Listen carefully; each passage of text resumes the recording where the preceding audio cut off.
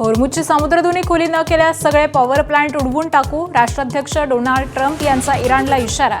आमचे power plant उडवल्यास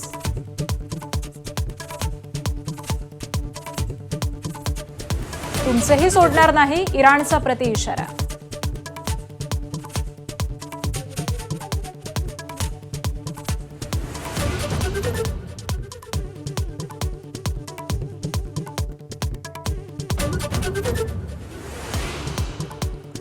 आखाती देशातील युद्धाचा आज 23वा दिवस. अमेरिका इस्रायलच्या हल्ल्यामध्ये इराणचं मोठं नुकसान.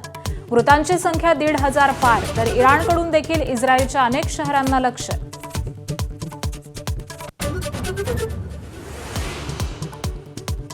इराण युद्धात पाकिस्तानची भारताला पोकळ धमकी. अमेरिकेनं आमच्यावरती हल्ला केल्यास भारतावरती हल्ला करू, पाकचे भारतातले माजी राजदूत अब्दुल बासितची बडबड.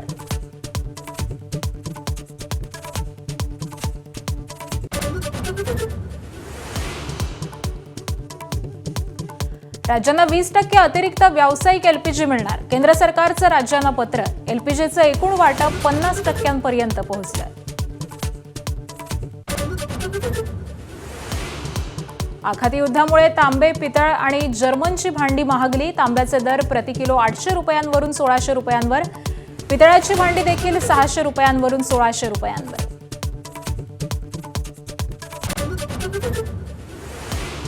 अशोक खरात विरोधात आणखी 3 महिलांची तक्रार. तक्रारदार महिलांची गोपनीय पद्धतीने चौकशी. खरात विरोधात एसआयटीला आणखी पुरावे मिळण्याची शक्यता.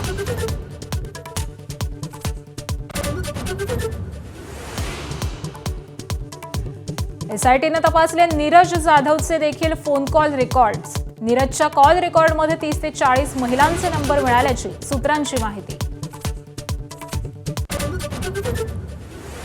रुपाली चाकणकरांचा राष्ट्रवादी महिला प्रदेशाध्यक्ष पदाचाही राजीनामा घेणार. काल सुनेत्रा पवारांच्या उपस्थितीत बैठक. तर कोणालाही पाठीशी घालणार नाही, तटकरेंची बैठकीनंतर माहिती.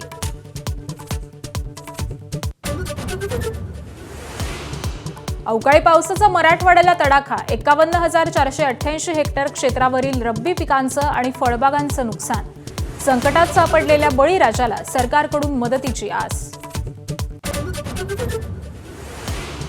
धाराशिवमध्ये 10 कोटी 38 लाख रुपयांचे अंमली पदार्थ जप्त. नळदुर्ग तुळजापूर रोडवरती 10 कोटींचं हशिश ऑइल जप्त. नाकाबंदी दरम्यान संशयास्पद कारमधून फेकली हशिश ऑइलची बॅग.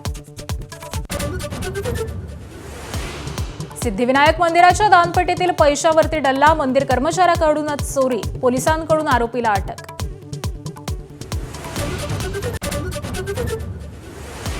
महाराष्ट्र केसरीचा आज अंतिम सामन्याचा थरार. माती विभागामधून महेंद्र गायकवाड, सिकंदर शेख, तर गादी विभागामधून जय पाटील आणि हर्षवर्धन सदगीर अंतिम फेरीत. माती आणि गादी विभागातील विजेत्यांमध्ये फायनल.